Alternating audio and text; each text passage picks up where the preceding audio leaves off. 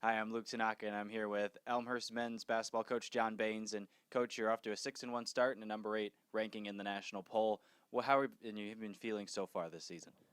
The guys been playing really well. We're I think on a lot of different levels, offensively, defensively, or on the glass.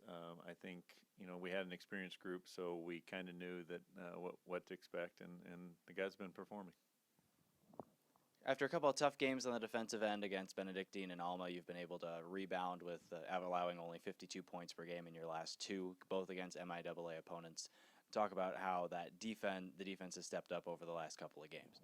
Well, that's how we won games last year. It was defensively and rebounding the ball, and against Adrian we played a lot more zone, and it was really good for us. And the guys really communicated well. Came back against Albion, a completely different type of team, and it was real more of a physical game, and really had to guard the drive. And the thing I'm liking is that we're making adjustments in the game, and maybe it's just having an older group.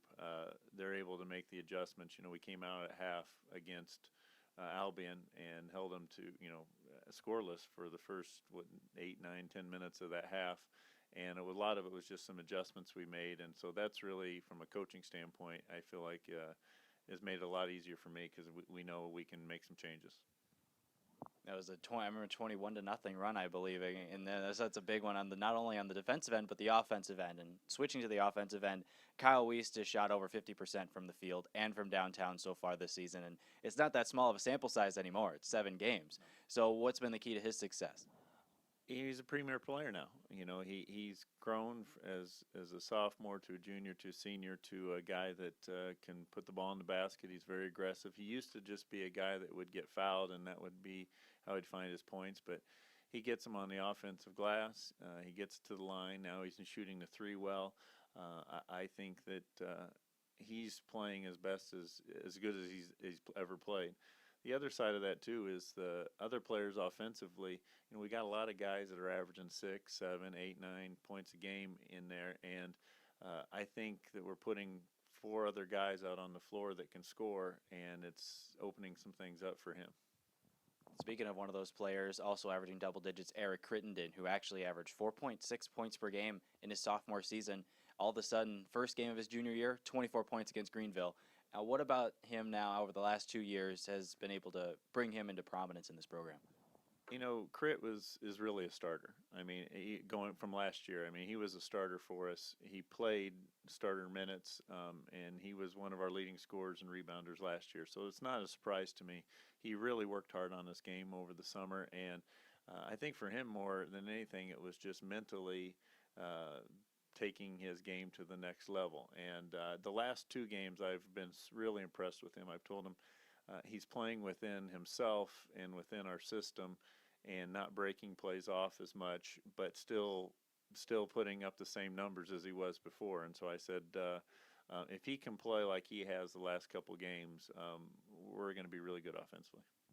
One more player, Brian Ackerman. He's had a little bit of his struggles this season in some games, had 23 against Greenville, but then bounced back for 17 the other day. What is the key for him offensively? And he's been struggling from the three-point line. And what was the key for his 17 points the other day after really having about, I think, under 6 in 5 out of the first 6 games? Yeah, he's just gotten healthy. People don't know it. He turned his ankle pretty significantly, and didn't really miss any games for it. And we held him out of some practice, but he was playing on about a 70% ankle for about 2 or 3 games. And so I think for him, it's just now he's starting to move around a little bit better, and I knew once he got healthy he'd be fine. So he's one of our premier players too. Now, coming up this week, got a couple of matchups against 2 very different teams. It starts with an 0-5 Olivet team. How do you motivate your team to play a team like Olivet, who's struggling so far this season? You say 0-5. We're 20% into the season. And I've said this to our players many times. In November and December, early December, there's no good teams, there's no bad teams. There's just teams. And you don't start putting those labels on teams until you get to January, and there's a big sample size. Right now, they're a transition team. They really pressure you. They do score in the 70s. So we're gonna defensively have to really tune in. And so I'm hoping that our older group being at home, we can clamp down on them. We go to Dubuque, then on Saturday, and we're going to play against Andre Norris, who's going to be the best player we'll play against all year. And he's just a really fine player. He's gotten a lot better. He's a local guy here, so we knew him in high school. And they put a bunch of shooters around a really premier player. And if you think about Chris Martin back in the days, that seemed to work for us a lot too. So that'll be a challenge for us. Do you think the experience of coaching with Chris Martin might actually help you be able to defend Andre Norris in this matchup? I'm sure Chris wants me to say that. Yes. Will he play Andre Norris in practice? We can try that. I don't know if he's certainly not as athletic as Andre Norris never was, and so we'll mix some guys in there. So we'll bring out the jersey for whoever Norris is, and we'll keep track of him. Sounds good. Well, thank you so much for joining me, Coach, and best of luck this week. Thank you. Appreciate it.